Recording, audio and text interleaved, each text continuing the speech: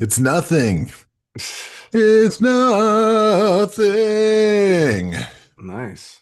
Good Little pipes. Fugazi for you. Some good pipes, bro.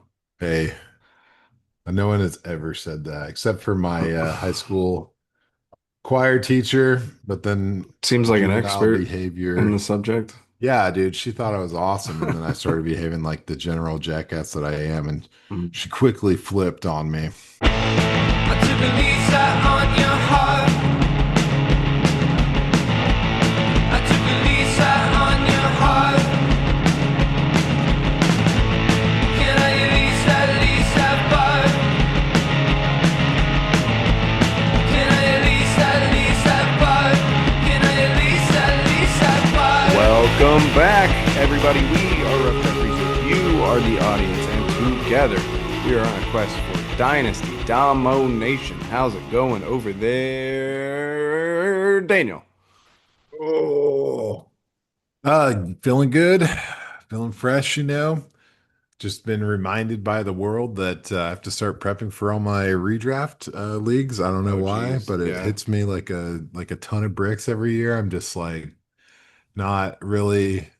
It's a different part of my brain, I think. I Hmm. got to go wake it up, but I am pumped about that. It's fast moving, high activity, no draft picks, no rookie draft picks. But what's up with you, Christian? How are you?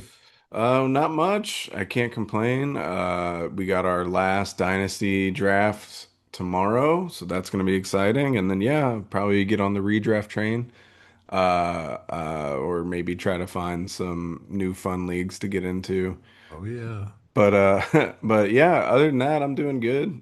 Can't complain, and really can't complain because we are continuing our preseason division previews, which is really fun. I like getting into all these teams and breaking them down. So if you have been listening, you heard us cover the NFC South and the AFC South. So we're going to be moving on eastward and talking about the AFC East. Always an interesting division, maybe not always the best division, but it's always fun to talk about, I think.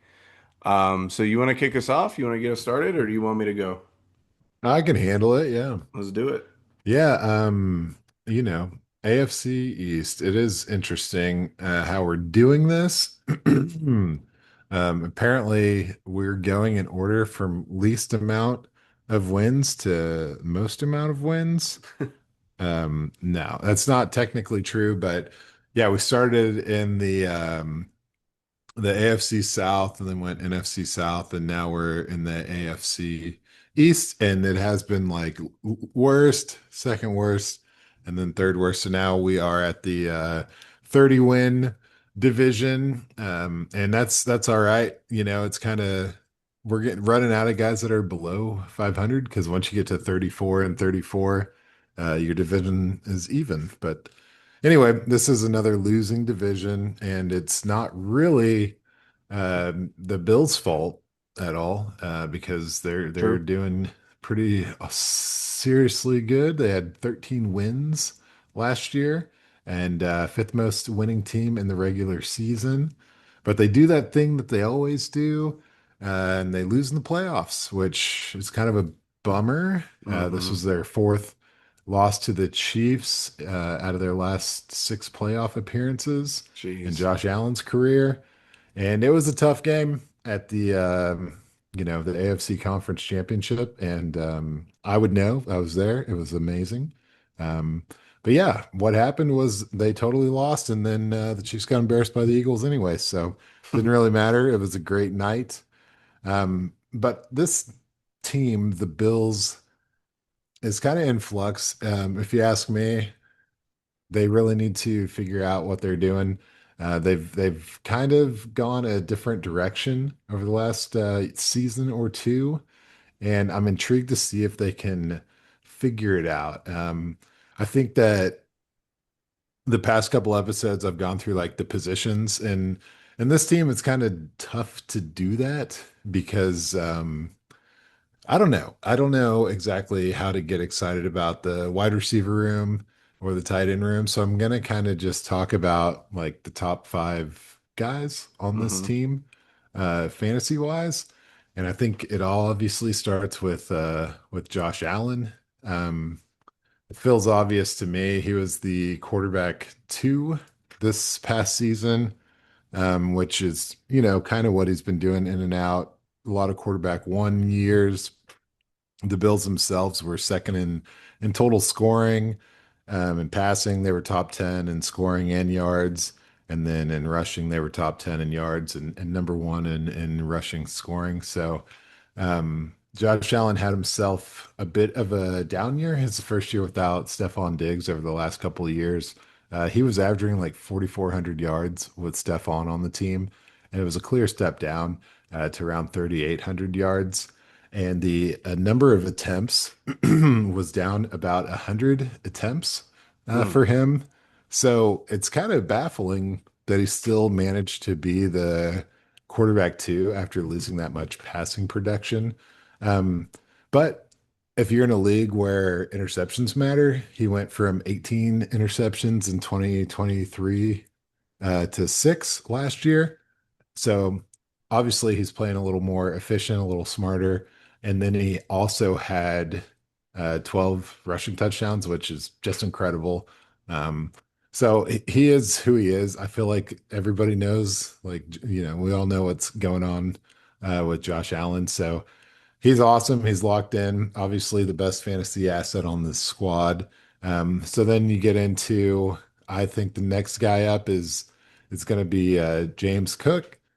Mm. And I like to see what he did. He had a lot of more red zone usage than he had in previous years. He had 48 red zone touches, which out touched Josh Allen. He only had 31, and he had more at, inside the 20, inside the 10, and inside the five than Josh Allen did. So it seems like the team is trusting him in the red zone, which I think is a little surprising, just because the success that Josh Allen has had. But it's hard for me to get too over the top about the season that we just saw out of James Cook, um, because he had 16 rushing touchdowns, which is fairly amazing. I think he led the league tied up there with maybe I think Derrick Henry was who he's tied with, and then he ended up at the running back eight. But it's hard for me to project continuation of that because the previous 2 years he only had two rushing touchdowns each year. And last year wasn't even his, highest yardage or rushing attempt numbers. And he kind of took a slide back with only 38 targets. That's kind of a low number. So um, I think that James Cook is obviously a guy that could be a big time contender, but I'm not exactly sure if the Bills are going to be leaning on, rush heavy scoring. I think there's a little more balance. I think there's a lot of potential for them to grow in the passing game. And so you got to look at the receivers. There's Dalton Kincaid. I think that he might slide in as the third most viable fantasy asset on this Interesting. team. He's definitely underperforming in a big way compared to what people were hoping for him. And a big part of his sophomore year let down for me was going from 80% catch rate to 58%. And the rookie year was showing some potential, and there's a big step back. I think the big time um, factor on that was missing Stephon Diggs. When he kind of got the attention of the defense, it didn't really work out in his favor. And even though he missed a lot of time, you still want to see better than, tight end 30 in a 13 game season. Um, so it's kind of left to see what comes out of him. I don't really think I'm excited about him, but I bet a lot of people who were excited about him are still holding out hope. Maybe that's you. I don't think it is, but a guy that kind of came out of nowhere for me, that's number four, kind of been talking about him since the college years, was the Khalil Shakir. Hmm. Um, and he ended up leading this team in targets last year with right at 100, which is pretty awesome, but it's only 800 yards. So it really limited him. Wide receiver 37, and a big part of it was the only four touchdowns. That's kind of going to kill you. I gotta say, even though the usage was there, like 100 targets, pretty decent. It's not like alpha status. You want to see 120 from your locked-in starters, but he only had two games over 100 yards, which is a little suspicious. But Hmm. I just can't blame Shakir because the Bills, they weren't doing the same things that they typically do. Josh Allen's red zone pass attempts was only 61 last year. And just for context, that is half of what he had in 2021. And his years with Diggs were 80 or above, except for in 2023. That was closer to 60. So I don't know if as a team they're kind of transitioning towards rushing more in the red zone, but I do Hmm. think between the 100 target decline and the limited red zone usage, I think there's a bounce back potential for the passing game and the receivers in this offense. And so I guess that gets us to the fifth guy for me, Keon Coleman. And Hmm. this is tough.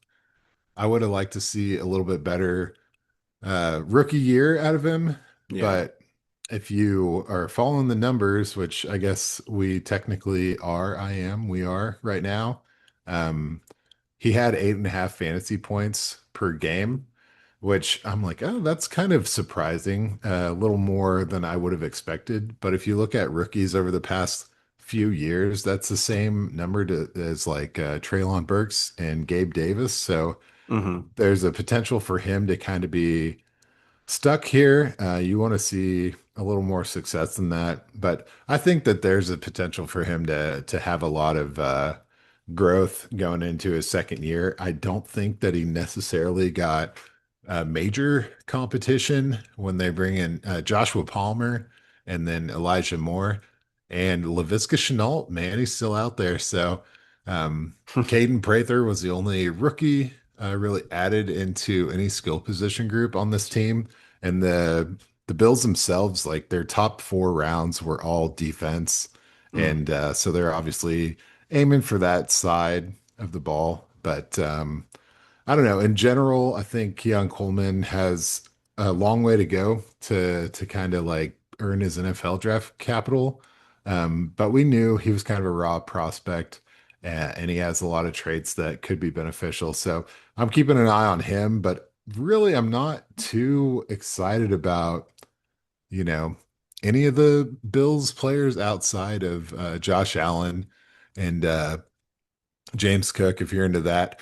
There was a nice little rookie year for Ray Davis, but I can't see it as like a sustainable, startable role. But Yeah. yeah, I mean that's more or less kind of where I'm at as far as defensive guys.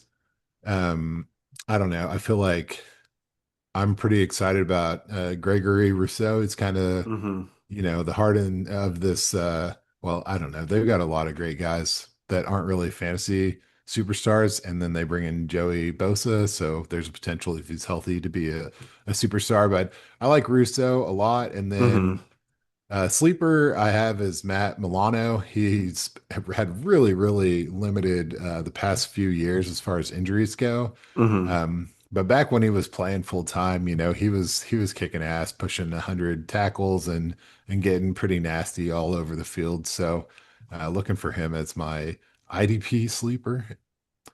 But yeah. Yeah. No, I mean it makes sense. The Bills are such an interesting team, like you've kind of pointed out to try and talk about because it is all about Josh Allen, Mhm. and what he's going to be up to and how many rushing touchdowns is he going to steal away. And then yeah, now they had 28 between him and James Cook last year, and that's not even including any from Ray Davis or Chad Johnson. I'm with you. I think the James Cook production will come down a bit. At least the touchdowns will. I mean, I think they're still going to run him. But I am kind of with you that like it seems like they want to throw the ball a little more. They bring in basically their wide receiver core is made up of all the receivers that everyone wanted to be awesome in Josh Palmer, Elijah Moore, and Laviska Shenault. Um, it's pretty interesting to me. I mean, Keon Coleman is obviously the guy they want to be the number one guy there. They took him with a first last year. Didn't really live up to that. But you would think they want to get him involved. And then they just paid Shakir to be like Mhm. a consistent guy. I mean, I think you kind of pointed it out. Only, what'd you say, one game over 100 yards? Two games? Two, and they So were under 110 yards. So yeah, so like he's not that like game breaker in terms of production, but in terms of like PPR fantasy, he's still a viable guy. But I mean, yeah, it's all about what Josh Allen's gonna do. And you're right, I'm not a big Kincaid guy. I kind of just look for him to be fine all the time. Like I wouldn't be upset if he was on my tight end roster, but I'd be slightly stressed if he was my only tight end. Obviously, he missed some time last year, so you can't hold up too much against him.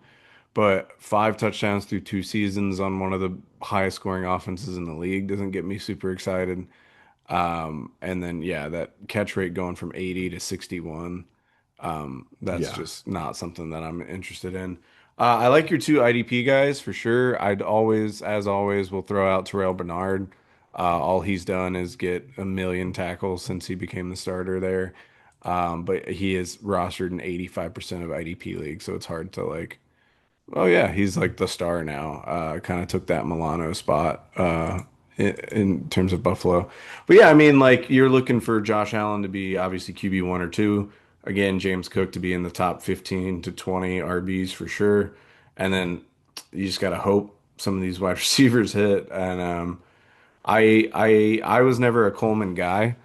yeah, I do kind of hope he hits. I think that would be fun to see the Bills with another true number one, but I think they're just kind of missing that. And I think that it's hard to say, but it's easy to kind of point to that and be like, this is why they can't beat people in the playoffs because they don't have like that true game breaker, but they did with Diggs and they still didn't do it. So I don't know what's wrong. I don't know why they can't get over the hump. They should be able to. I really hope the AFC Championship this game is Baltimore and Buffalo. That'd be really fun to actually see one of those teams make it. yeah, But yeah. anyway, go ahead. Well, just I mean, playoffs in the AFC are going to be awesome regardless. You True, know, you get true. Cincinnati, Buffalo, Yeah. Houston, KC, Well, Baltimore, yeah, I just hope Steelers in there. Fuck them. if yeah, I just hope that's the AFC Championship though, so that way Yeah, yeah. I was either just Lamar arguing or with you. Allen will go, but I only want to see the Bengals in Kansas City that's in Arrowhead. fair. That should just That's be it fair. every year. That would be fun. Anyway, all right. I spent enough time rambling about the Bills. They're a hard team to talk about. Another somewhat hard team to talk about, though, is the Miami Dolphins. They were injury plagued all of last season, weren't really living up to that offensive standard that they set back in 2023, where they were the number one offense in terms of yardage and just were so explosive. And I mean, a lot of that has to do with Tua, Tua going down. It's tough when you're trying to throw out all these random quarterbacks that just don't seem to stick. But in Tua's last fully healthy season, he did finish as the QB9. Obviously, he's had trouble in that department, but the offense around him is still there. His accuracy is still there. And like if you look at last season, you see that he finished as the QB 22. Yeah, but in points per game, he was the QB 15. So it's not like he wasn't still producing. I mean, I feel like his ceiling is what it is. It's QB 10 to 15.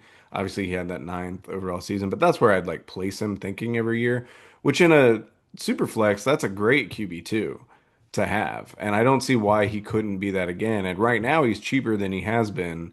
And I do think he's worth the risk. Like, obviously, he's risky.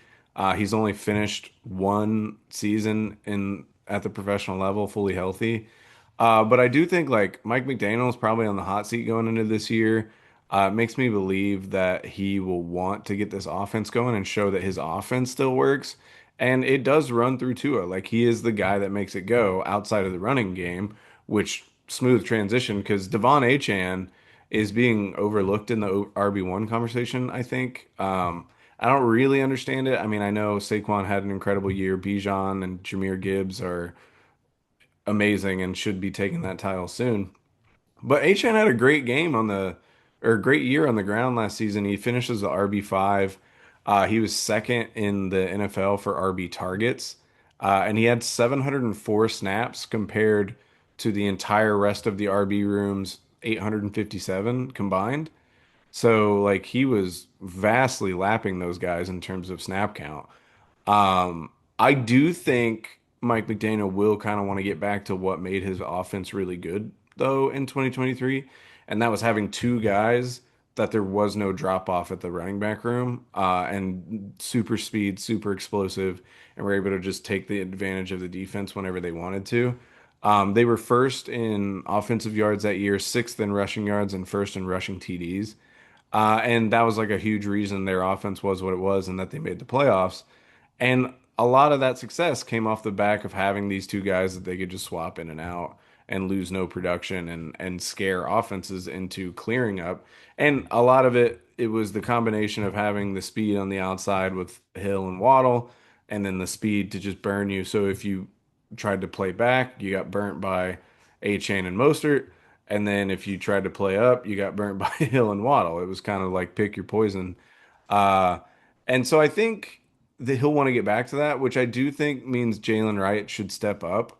Uh, Not like Achan is going to be the guy. It's not that I think Wright is going to be like a 1-2 punch necessarily, but I do think he'll attempt to fill kind of that Mostert hole.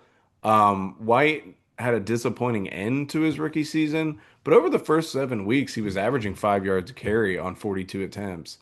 So I do think he could bounce back with like a healthy offense where Tua's there, and the two wide receivers are there, and then Achan's doing his thing. I think he could be a good change of pace back because he's a bit bigger than Achan, and still really fast. So I think he kind of complements what they're trying to do well.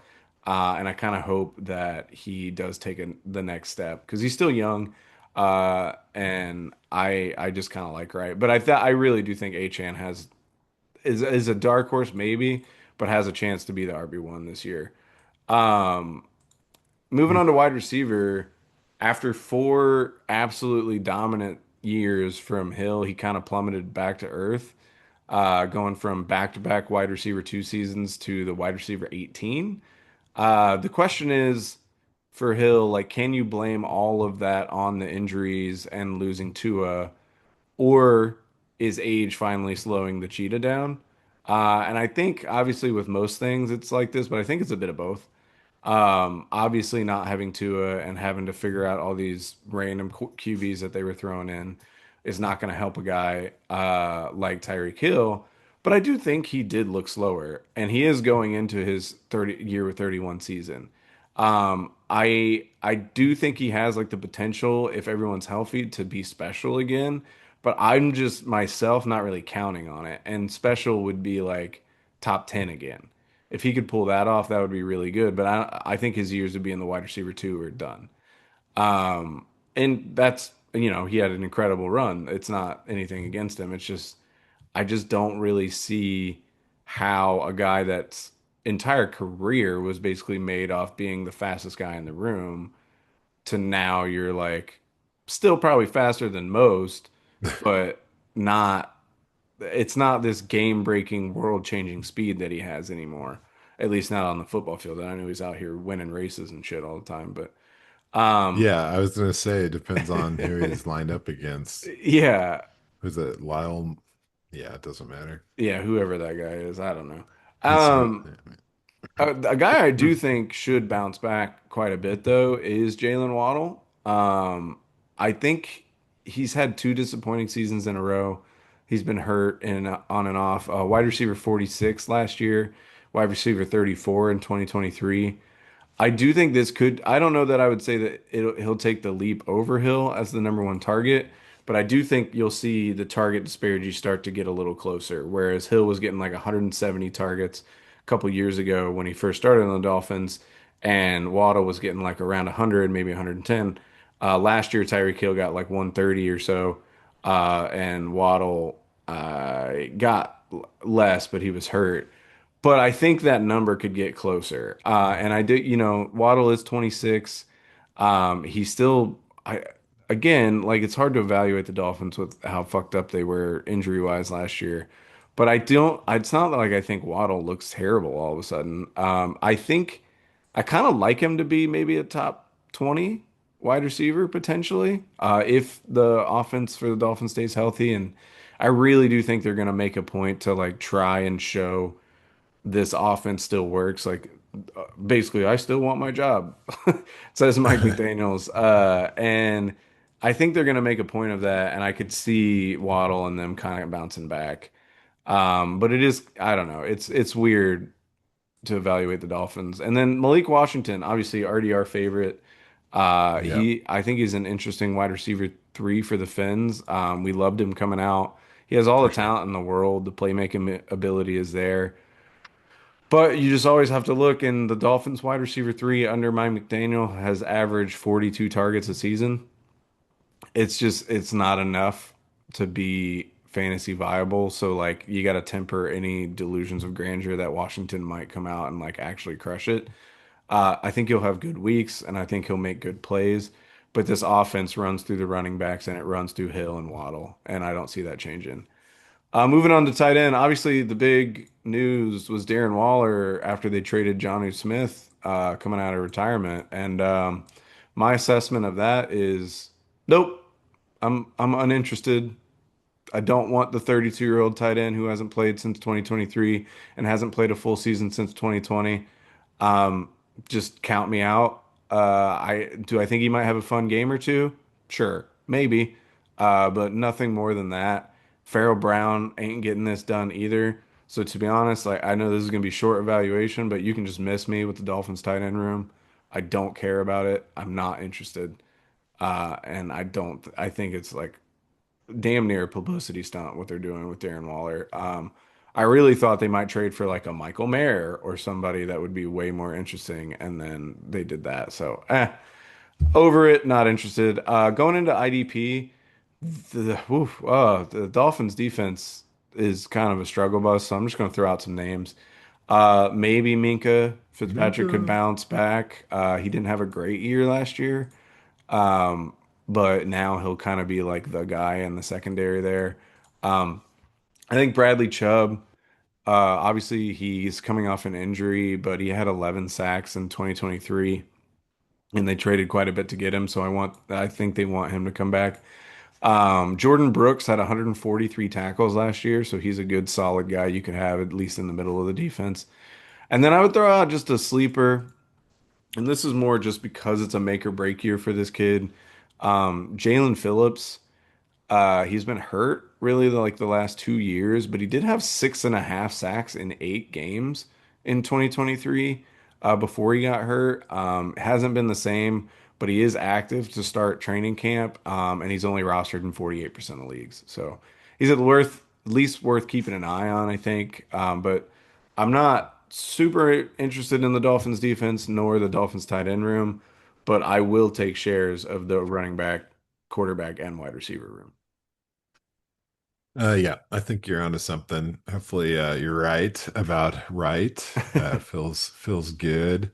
I thought you were gonna hit me with some Alexander Mattinson, stuff, but thank you Boo. for being able to read the room. It's not ever well received from me, but that's just a great joke that I'm never gonna give up on.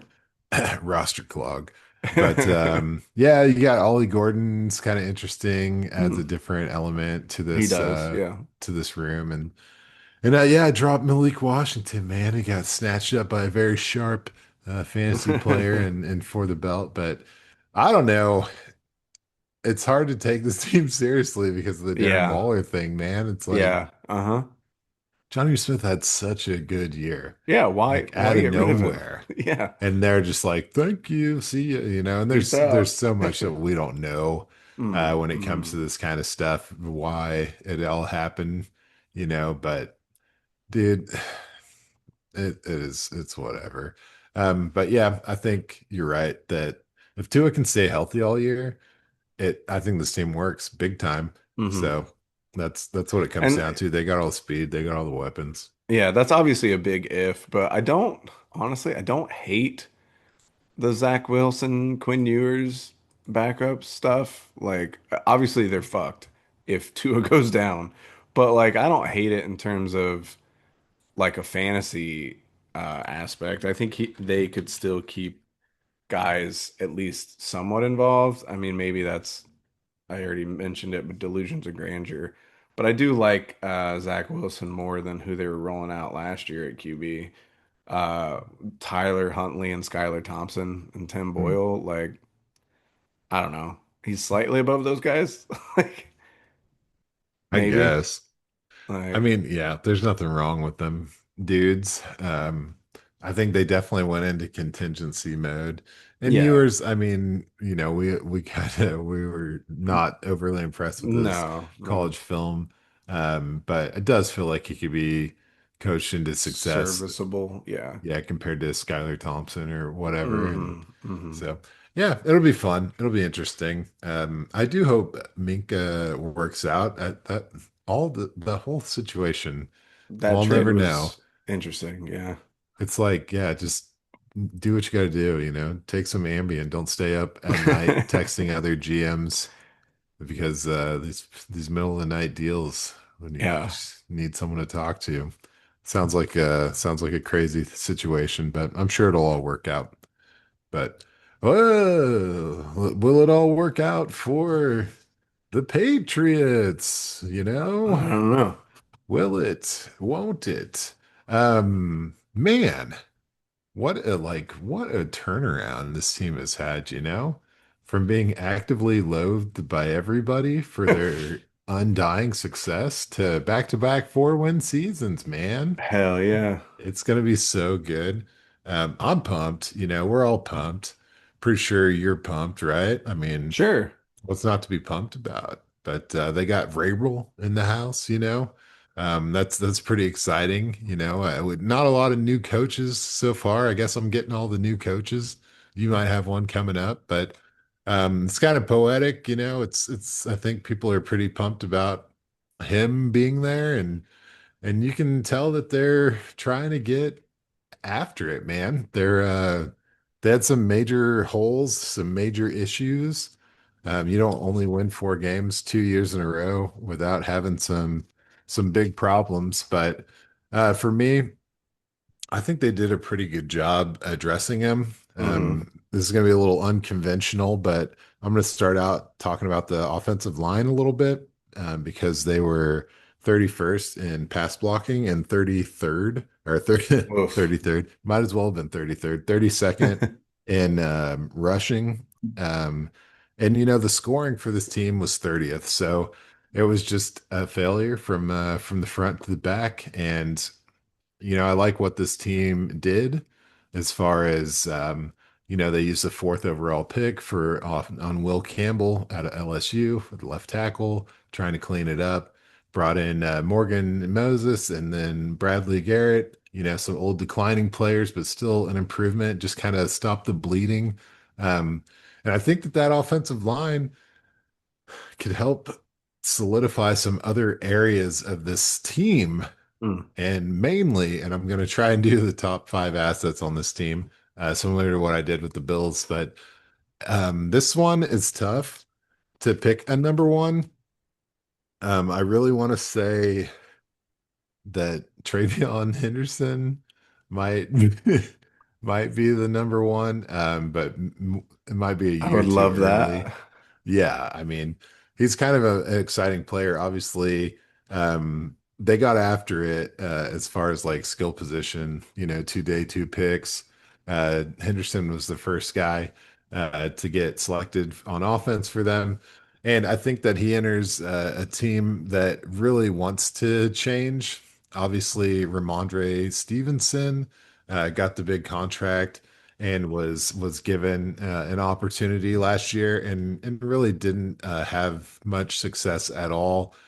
He had seven fumbles, 200 carries, and about 800 yards. And he had some good seasons receiving, but he wasn't really holding it up that well last year. He Hmm. did get 41 targets.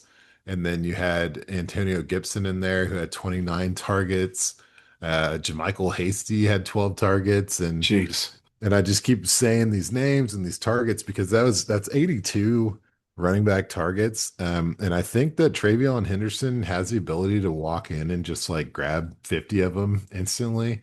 Yeah. And Antonio Gibson got 120 carries when they got a little frustrated with Ramondre Stevenson. So if you put those together, you're talking 330 between those two guys. I think you split that, 150, 130, 150, 130. I can't remember. My math is failing me all of a sudden. 150 and 80, we'll call it. I could see Stevenson being phased out after a couple of weeks. I do think he gets to start off as the lead, but anyway, between the pass blocking woes and the pass blocking prowess of Travion Henderson, I just think he's going to be on the field. He's going to earn a good role, and I wouldn't be surprised if he's kind of the breakout player for this team. So I keep going way back and forth on Judkins and Johnson and Henderson, trying to figure Yeah, out it's which one of these tough. guys I like the best. But I'm pretty pumped about him. But it only all depends on if this offense can come alive a little bit. And I do have some hope. Number two, viable fantasy guys. I'm sticking with Drake May, man. Yeah. I'm going with him. Last year, he had 9 games where he was the full-time quarterback, and he was averaging 16.74 fantasy points as a rookie on a really kind of abysmal team. And that is like pretty much exactly the same numbers Justin Herbert had last year on a per Hmm. game. So that gives you something to be optimistic about. So I'm really liking Drake May. I think he's a sleeper. Like if you're in a super flex league, doing any redraft this year, he's a guy you want to kind of prioritize as your QB2 as Yeah. a value Yeah. in my opinion. And especially if you consider, I mean, we talked about the O line, but he ended up being the quarterback 23 on only those 9 games full time. And he did all that with his leading receiver being Hunter Henry with 674 yards. Like that's pretty impressive to have any sort of a salvageable year when that's what you're relying on. But similarly to the offensive line, they hit the draft in the skill position room. Talked about Travion Henderson, got another guy to talk about. But they also went with a vet, big time by adding Stephon Diggs. And I'm putting him down as number three, man. I don't know how I'm doing it, but Stefan is number three on my guys to watch. We're not really talking about any available targets with this team. They returned a lot of their pass catchers, but there's a ton of potential for them to increase the production. As far as passing, they're dead last in passing yards on the whole league. And Stefan, despite having some health issues and missing a lot of time last year, in the games that he played, he was actually 18th at the end of the season as far as all wide receivers on points per game. And he Hmm. had 4 of his Wow. 8 games were over 18 fantasy points. So he was doing it. He was doing the thing in Houston. Obviously, a more dynamic offense with a lot more opportunity. Yeah. But I think that he has something to prove. It's going to be fun with him and, the same division with the Bills, going to see his old general a couple times a year and Hmm. see if he can put it all out there, stay healthy and be the Stephon we know and love. But if not, you got Kyle Williams, this the other young skill position player they added on day two. Um, Not quite sure what to say about Kyle Williams. I was super into him early coming out of Washington State, and then apparently I was just like a early adopter. Like everybody was, they were ready. Everyone was spring loaded for the hype on him. So I think I do put him as the fourth guy as far as fantasy goes on this squad. He's going to be awesome if he hits. I'm going to love it. Hmm. But it's kind of sad, really, to think about because Pop Douglas, he was holding it down his own, and then you had Keyshawn Boutte and a lot of guys trying and not succeeding last year last couple of years really with the Patriots, but I think that there's an opportunity for Stephon and Williams to get close to, if not exceed the 100 target mark. Because if you're looking at this team, it was Hunter Henry, 97 targets, Pop Douglas, 87, and then Butte was 68, and Austin Hooper, 59, followed by Ramondre Stevenson with 41 targets. And those are your Damn. top five target leaders from last year. It's kind of abysmal, and none of those guys performed in a way that they're defending their target share, in my personal opinion.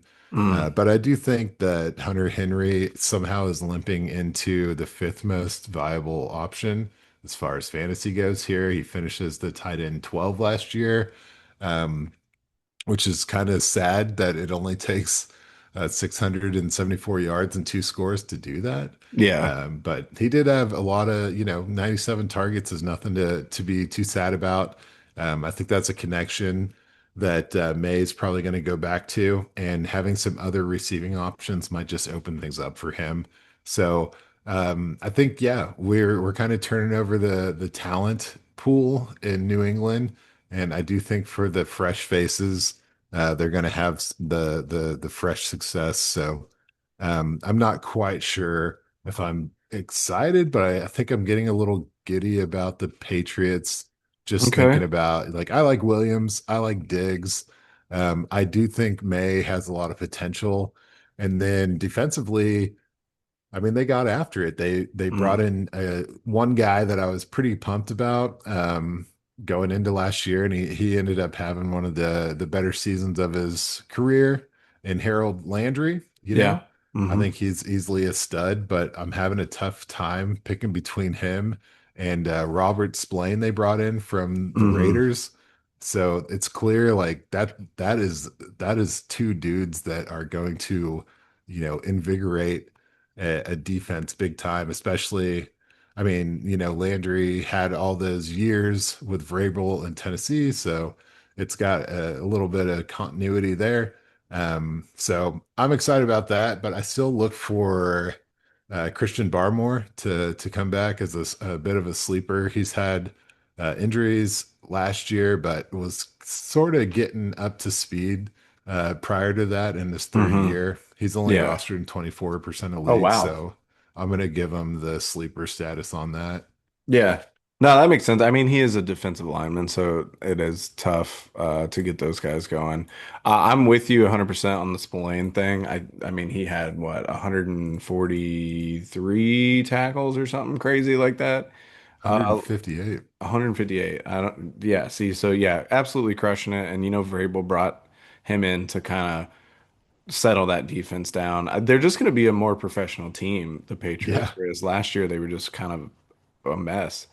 On the offensive side of the ball, I'm with you on Drake May. He showed promise. He showed a lot that you can be excited about, and I think riding with him, like you said, in redrafts, superflex redrafts would be really nice. I think he has better weapons, and the line should be better. So if those things go forward, and he has that rushing ability, like he should be able to kind of anchor your QB2 spot, if not potentially be better than that. I hope Travion Henderson can take over the number one RB spot there. That would help me out a lot and for the belt. sure. Really, really waiting for that. I don't think even if he does become the primary carrier, it could be like a 1A, 1B thing. I don't think they're just going to Hmm. completely check out a Ramondre. No. And yeah, I mean, I didn't think about it with you bringing up Diggs' stats. He was having a good year before he got hurt. Now, a guy past his prime in his 30s coming back off an ACL always scares me, especially when you're doing drugs on a boat. But Dude, what are you supposed to do on a boat? that's It's true. fishing and drugs. Fishing and drugs, that's fair. You're not wrong. Kyle Williams is kind of the off-season darling for a lot of people, and I think he is kind of the poster child for how I feel about the Patriots, in that I'm excited about him, but I do think people are crowning it really, really early and just saying like, "Oh Yeah. yeah, this is gonna work and it's gonna be awesome," and I'm like, well. all right, like It's gonna take time, and it's it's yeah, dude, it's yeah, it's probably going to be good, and they're probably going to win like 7 to 9 games, and be better than they were, markedly better than they were. But I don't know that they're going to take this massive, crazy leap forward necessarily. The tight end room, I mean, you could just put me on repeat for this whole thing with these draft previews or these division previews we've been doing. It's like I just can't bring myself to care. I know Henry was like kind of killing it with Drake May he for a did all bit, right. but Just like okay. I can't care about it. But yeah, I mean, I do look for them to be a lot more interesting and a lot more fun to watch, and definitely a lot more fantasy relevant. Uh, I say a lot, but I do think all of those things are true, maybe just not to the extent that everybody else does. Yeah, they made a lot of moves in a positive direction, but that much change and that much of Yeah. a deficit takes time. Yeah, you're just automatically expecting it to be amazing, and I'm like, I don't know that I buy that. You never know. Yeah. Vrabel's a good coach, so we'll see. Yeah. So Um, good. on Tough season. to one more new coach, and on to the New York Hey. Jets, another team in a lot of transition. So for the QB or the coach, they obviously bring in Aaron Glenn, defensive coordinator for the Lions. So that's going to be a pretty significant upgrade. I do think he will kind of right the ship of the defense. The defense still has so many great players there. I think they just need kind of some leadership, which is crazy because like Robert Saleh had that defense playing well, and then they Oh fired my him, and then God. so like I don't know, but hopefully they'll give Aaron Glenn some time to right that ship. They bring in Justin Fields. He's such an interesting guy to talk about because you look at Fields and his highest season attempts was in 2023 and he had 370. The Bears in that season were 27th in passing attempts and 27th in passing yards. They his career high is 2,562 passing yards, which is not great. Then you look at his weapons, he has one serious receiving threat in Garrett Wilson, Yep. and then Brees Hall, who's a great receiving back and a rookie tight end. And that's pretty much it. So, but I say all that to then say I do think Justin Fields could have a decent season. Yeah. And here's why. Tanner Engstrand, however, I'm not sure exactly how to say it, but he's the new Jets offensive coordinator. He was the passing game coordinator for the Detroit Lions last year. We know the Lions had an explosive offense. They have had for a couple years now. But if you actually dig into the under the hood stats, they were only 16th in passing attempts, and they were third in rushing attempts. And Hmm. the other thing I'll say about the Lions is that they know how to use their players' strengths, and they seemingly know how to get the most out of their players. So with that being said, I don't think a guy who was on an offense that ran the ball that much is going to ignore the rushing ability of Justin Fields. I feel like this offense is going to be a heavy rushing offense. They're going to try to structure some passes for Fields that are easy, but that is built off the running game and off the Fields running game. They're not going to look at a guy in Justin Fields who led the Bears in rushing two separate times Damn. while he was the quarterback and be like, nah, we're not going to use it. It doesn't make sense to not use him that way or like the way the Steelers were trying to use him last season. It's just kind of weird to me to not try to take advantage of that. And I think the Jets are going to. And that brings me immediately to Brees Hall as well, who is a guy getting quite a bit of hate for a guy that was the RB2 in 2023 and the RB16 last year on two fairly terrible offenses. His production did take a dip last season, but it wasn't like a crazy dip. He was still over 4 yards a carry. He had almost 60 receptions, eight total touchdowns, over 1,200 all-purpose yards. So like still a good year, just not like an RB2 style year. And this was on an offense with Aaron Rodgers, who wants to throw all the time and isn't really known for targeting running backs all that much. And now you're moving to an OC that comes from an offense that runs all the time. I know he was the passing game coordinator, but he was still on board, presumably, for running that much. And they target the RB a lot in the passing game. There were 101 targets between Gibbs and Montgomery last season. And then, so you try to extrapolate that to the Jets.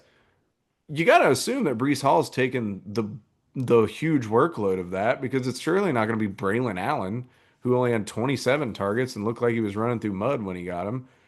Uh, his, Offense. Braylon Allen, his rushing stats declined over his rookie season. They just did. Like he started out Yeah. hot and then it just slowed down. So I don't really see him as like a true threat to Hall's touches. I do think he'll get usage for Oh sure. yeah. Yeah. But then you're looking at the rest of the RB room and it's like it's Braylon Allen and Isaiah Davis and they brought in Donovan Edwards. Like none of these guys have the explosive ability that Hall does. So to me, Brees Hall should be in line for a ton of opportunities. And now, while Justin Fields is going to be taking some of that rushing element, it honestly will probably help Hall because the defenses aren't going to know. It's going to be harder for them to pin down which way they're going with the ball when you have Fields and Hall that can run out of the backfield. So I think his efficiency could rise a little bit, even if he takes a back seat on some of the carries. So I expect big things from Brees Hall. I could see him being another top 10 RB, and it seems like people are not seeing him in the same way, which is kind of crazy to me. Um, Moving on to wide receiver, this is interesting. You look at Justin Fields in year one. Darnell Mooney had 140 targets, and Allen Robinson had 66 targets. In year two, Darnell Mooney on 12 games had 61 targets, and Dante Pettis had 41 in 17 games. In year three, DJ Moore had 136 targets to Darnell Mooney's 61. And then in year four, weeks 1 to 6, George Pickens had 44 targets, which is a 124 target pace. And Calvin Austin had 17 targets, which is a 48 target pace. The reason I named all those guys is because that was his number one and number two receiver in terms of targets. So I think it's Interesting. pretty obvious what I'm getting at here. Fields has one go-to wide receiver that he throws to, and the rest are week to week fodder that you can hope hits for you, but they're probably not going to.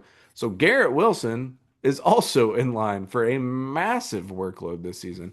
He's going to get, for a guy that gets a ton of targets already, he's going to be at least on pace for that. He finished as the wide receiver 10 last season and he had 154 targets. I think he's going to be around that. Well, maybe not because they're probably not going to throw as much. But in terms of like the target share, he's definitely going to dominate this target share. Um, it's hard to say that it'll be higher than an Aaron Rodgers 154 target season, but like I just think it's gonna completely be about Garrett Wilson and the offense, and hopefully the new offensive coordinator will make these targets a little more uh, schemed up and a little easier for Fields to hit. Obviously, this is all hopes and wishes for Justin Fields, but I'd like to see him do good. Um, the quality of the targets may be lacking if they're not scheming them up like that, but I do expect a big season from Garrett Wilson. Um, I don't know that he'll finish as the wide receiver 10 again, but I'd say his floor is likely the wide receiver 15, so he'll be like in that range to me. Um, I think you can pretty much forget about the rest of these wide receivers for the Jets. Not interested in Josh Reynolds. I'm not interested in Alan Lazard. I know you like Arian Smith as like a dynasty piece Yeah. potentially, but like I just don't see it for this year, unless just Fields takes a massive leap step forward passing. Now, there is one more guy that could potentially be beneficial for the Jets, and that is going to be the tight end room and Mason Taylor. If you look at Fields' trajectory, Cole Kmet had 93 targets his rookie season. Then he had 69 targets. Then he had 90 targets. Pat Fryermuth, through those same 6 games, was on pace for 74 targets. So Fields loves to target the tight end. He loves his little safety blanket over the middle, the big target that he can hit. And the Jets, with the myriad of needs they had as a team, looked at this roster and they took Mason Taylor with the 10th pick in the second round. Yeah. You and I know, we're not big fans of Taylor on tape. Thought it was kind of meh. Thought it was kind of boring. But his only competition is Jeremy Ruckert, who is primarily a blocking tight end, and Stone Smart. Who? So Taylor, again, you got three guys in this offense that are in line to have a huge workload. And Mason Taylor is one of them in his rookie seasons. Dynasty leagues, you should absolutely stash him. And I think you should look at him in redraft as well. I'm sure his ADP will not be that high. People are just always out on the Jets. And while I don't know if this is going to work or if they're going to score a lot or anything like that, in terms of opportunity, Garrett Wilson, Brees Hall, and Mason Taylor should have a ton of opportunities to score you points. Are they going to be as quality as they would be if they were on other teams? Probably not.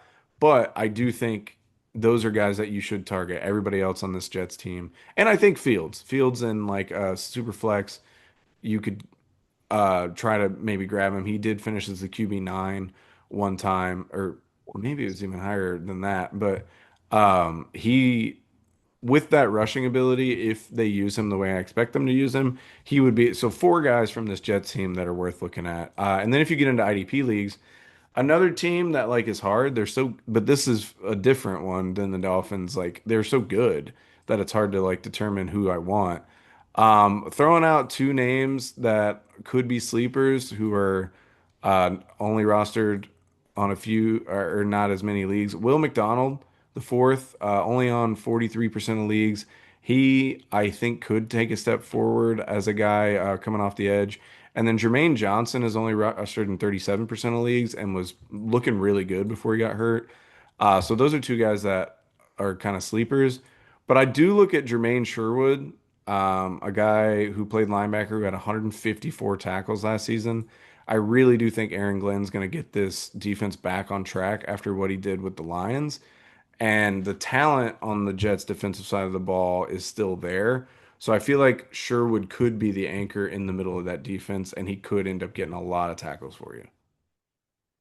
Yeah, I like that.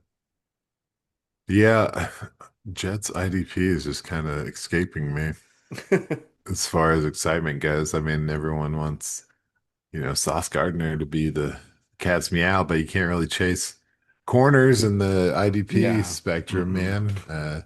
So yeah, I'm with you, You always got old Quentin Williams, Yeah, Quentin Williams. I mean, yeah, I mean they're Oh, bless stacked you, kind of thank you. Some everywhere. studs. Bless But you, thank you. Yeah. man, yeah, I was thinking about it. I'd shift gears on this like top five fantasy assets for this episode, and it's tough, dude. The fifth for the Jets. That's rough. I mean, I don't think you'd have to just say, omit that number Yeah, for this one, you but really would. Yeah. I like the Mason Taylor. We weren't like super fans of his. But the draft capital speaks for itself, so you Hmm. got to give him a little bit of a bump when it comes to that. I do think, yeah, Justin Fields is like exiting purgatory, so that's exciting. Like he doesn't have a coach named Eberflus or Nagy or anything like that anymore. So I give him a little bit of a excitement bump there. But yeah, Garrett Wilson, like can't be like they did it, they remained a super top heavy offense with Wilson and Hall, and I think those guys are just going to be fantasy funnels. Hmm. It's got to be something of positive growth for this team, possibly. You never know. But I'd like to see them step forward with a little bit of success. And I really just want to see Fields have a good season or two. That'd Like, be fun. Yeah. just let it be proven that it wasn't his fault, that the Yeah. Bears was Just just not a great horrendously place for bad. him to Yeah. develop. And they made some questionable choices as far as the head coaches go. But, you know, whatever, Ryan Pace got an extension today, so he must be the best GM in the world. Apparently so. All Let right. it be. Well, that wraps up our division preview. We want to talk about the leaders at each of the fantasy positions real fast, and then we'll get out of here? Yes. Yeah. I think Yeah. QB is pretty obvious. Josh Allen. Josh Allen. Yeah. Easy. I think RB, there's an interesting conversation with two names, in my opinion, and that's Devon Achane and Brees Hall. That's a tough man. That's a knife fight right there. It's gonna get bloody in this battle. I guess I have to go A-Chan, man. You kind of got me. You kind of got me leaning that way. I do Yeah, think he's finally.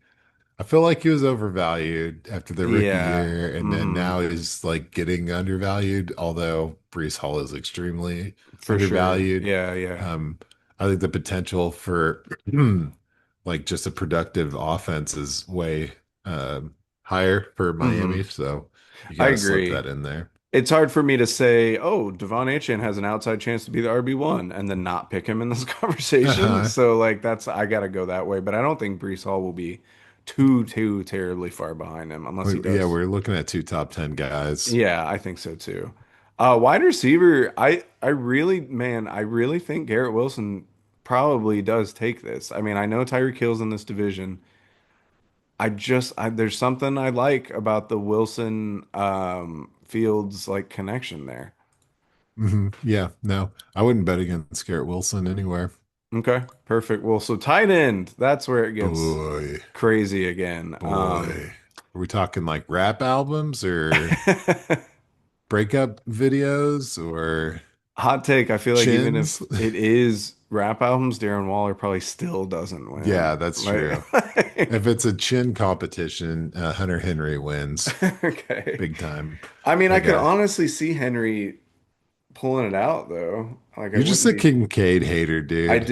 I do hate Kincaid. I mean, we I could put can't Kincaid bet in there, with I but don't think Hunter Henry is going to have the same quantity of opportunities that yeah, he had last year. I have to, as much as it pains me, I'd say we have to go with Mason Taylor or Dalton Kincaid. the It was so obviously Jonnu Smith. yeah, it would have Idiots. been. Yeah, I the hater in me wants to say Mason Taylor and just say fuck it, Okay. but let's do Kincaid. Let's try to get some credibility over here in RDR. But Yeah. I We're protest. only going to be out on Colston Loveland this year, not Dalton Kincaid. Yeah, We're neutral. We're vanilla on the yeah. yeah. All right. Okay, so there we go. There We are did it. leaders for the AFC East. We're going to be hitting you with the NFC East next week. So please join us for that if you're having fun with us. And but until next time, we've been Rough Draft Research. You've been the audience, and we'll see you next week. Toot toot. I took a lease out on